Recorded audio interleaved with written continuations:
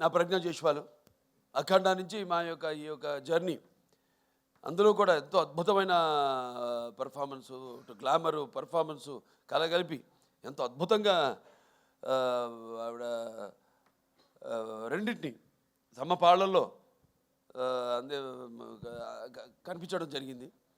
So మళ్ళీ తిరిగి మా కాంబినేషన్లో మళ్ళీ ఇది రెండో సినిమా ఈ యొక్క డాకు మహారాజ్ ఈ చిత్రం కూడా విజయం కావడం తప్పకుండా ఎంతో అందం ప్లస్ టాలెంట్ రెండు కలగలిపిన మరొక ఆర్టిస్టు మన శ్రద్ధా శ్రీనాథ్. ఎంతో నేను ఇంతకుముందు మాట్లాడినప్పుడు కూడా బాబీ గారు చెప్పారు ఎంతో సెలెక్టివ్. తను కూడా చెప్పింది. నేను అంటాను ఆర్టిస్ట్ అన్నది ఎప్పుడు ఆర్టిస్ట్ అన్న వాడు ఎప్పుడు కనిపిస్తూ ఉండాలి, ఎప్పుడు should be always in the focus.